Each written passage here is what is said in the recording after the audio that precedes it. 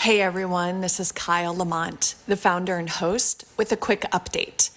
ConcertCast and the production company Good to Go Studios are now part of Vemory, a platform dedicated to gig tripping and concert culture, made for fans who go the distance.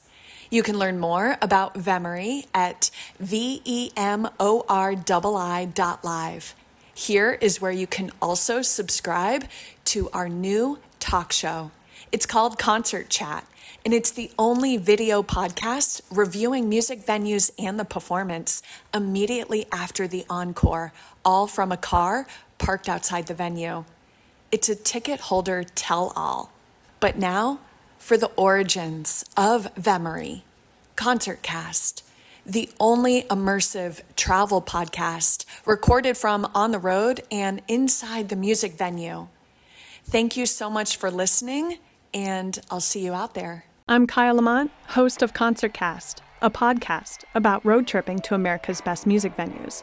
And one of the hardest things about producing each episode is the editing. The solution? Minicasts. Bite-sized morsels for your ears. Conversations that didn't make the full-length episode. Our first minicast is with Jon Fishman, the drummer of Phish, who I had the supreme privilege of hanging out with after his radio show in Belfast, Maine.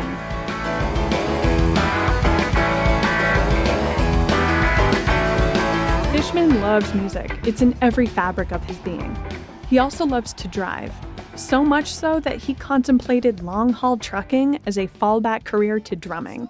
I've definitely, along the way, had that thought, like, if this doesn't work out, I could drive a truck. I could go to truck driving school. No, seriously, I was good at it. I liked getting to the other end and setting up drums and playing and packing it all up and leaving again. But I thought, if that part wasn't, if for whatever reason no one was paying me to do that, I could make a living as I thought going to semi-school might be kind of cool, learn how to, and hit that. I was a cab driver in Burlington. That was like my part-time job, was a cab driver, because like that was easy.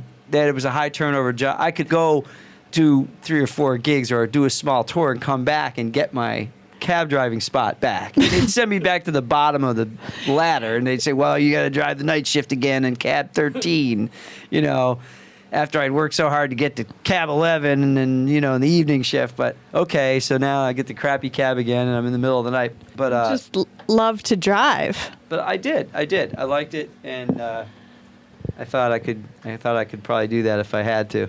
Like Fishman to a drumstick, in the early 90s, he gravitated to the steering wheel and was the go-to driver while on tour.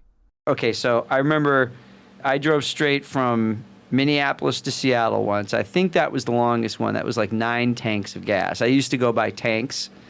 Why my bandmates let me drive that much is like, they were. I think I was a pretty safe driver for the most part. They didn't feel they were taking their life in their hands, so I guess or maybe no one else wanted to do it. Paige did most of the day drives. Like we'd have to check out the hotel at 11 o'clock, and we, from like 11 to be at the venue by 4. So sometimes if it was like a long drive, we'd do, half of it pull into a hotel, sleep for 5-6 hours, whatever, and then, check out and do the rest the next day. So I did Minneapolis, Seattle. I did Fort Collins, Colorado to Austin, Texas. And that was a great one. We drove straight from Fort Collins. I remember there was a measles outbreak. Mike thought he got the measles. He actually psychosomatically gave himself bumps on his skin. It was incredible. Like, we were like, wow, that's the power of the mind. It's amazing. God. It's amazing. And all that driving, of course, means listening to lots and lots of music. You didn't have CD players and all that stuff, so, it wasn't that long ago, but, we listened to like the best of Patsy Cline endlessly. We listened to Superfly, like over and over, Curtis Mayfield, Chocolate City, P-Funk, Chocolate City. What were some other ones that were like on endless repeat?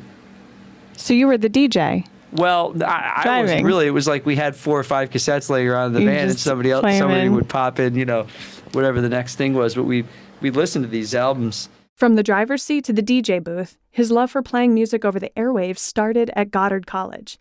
Today, it's in Belfast, Maine, for his weekly show called the Errant Path. Yeah, there you go. That's the last track on.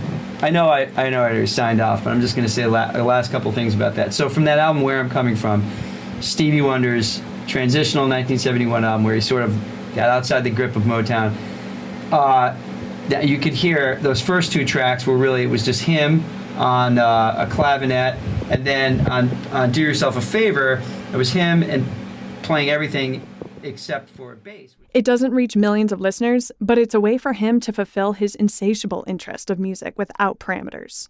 We were on Stevie Wonder tonight, for example, and I'm sure I'll get into this, in my Stevie Wonder Part 2 installment, but like almost nobody knows that the guy that wrote Ghostbusters, Ray Parker Jr., got his start playing guitar on Stevie Wonder's Intervisions album. Did you know that? No, you didn't. so a lot of people. So I'm just thinking, like, one little example would be that, and somehow my brain retains a lot of those little minutia things. So far, I'm starting to realize some of them are. Maybe now's the time to do the radio show, because some of them are starting to. I do find myself drawing a blank more than I should in the middle of my show. Like, oh, I know this, and I forgot, what year this came out or whatever. So it's, aging is starting to occur, so I got to get on it now while the getting's good. The particular show I like to do, the Errant Path, is a little meandering that way. If I wasn't focusing on Stevie Wonder tonight, let's say, today I kind of stuck to the artist a lot. But a lot of times I'll start off with some sort of guide like that, like this will be my featured artist, and then it'll meander down, I'd end up following Ghostbusters or whatever down that path for a while, and come back to Stevie Wonder and then somebody else that played with him, or it could have branched off into a whole Motown thing, other Motown artists. I never really know where it's going to go, but I usually have a little bit of a start. There's something about the hands-on, I've had opportunities and offers to like put together radio stations at home where I kind of edit it. They'll put it all together. Like I say, well, this is the song list and here's the things I want to say, and then they, which, and I might do that with Sirius or some other things, but the hands-on, coming in here and screwing up, and it's all part of the fun. This is Jonathan Fishman signing off. You were listening to the Errant Path on WBFY 100.9 FM, Belfast's finest community radio. Thank you for listening. See you in a couple weeks. All right. Oops, I guess I should turn off the mic before saying that. All right. So I should turn this off, right? Yeah. Subscribe to ConcertCast the podcast on your podcast app of choice to listen to our full-length episode, where Fishman and I talk about his favorite music venues. There's this place, Blossom in Ohio, it's like you're on the inside of an upside-down ship. The shell inside is this wooden, it looks like the inside of a wooden hull of a ship. And we even have a late-night studio caller. WBFY. Oh, I guess I got to answer it first, not? WBFY. Subscribe to ConcertCast on your podcast app of choice and type in concertcast.live to build your own music-centric itinerary and to learn how you can be part of the show. And find us on Spotify to download a Maine music playlist. This has been a Good To Go Studios production made in Maine. And Mark Tuckashen is our resident mastermind. Special thanks to Jon Fishman, 100.9 WBFY Belfast Community Radio Station, Eric Klossmeyer, Chris Katsaris, and thank you for listening.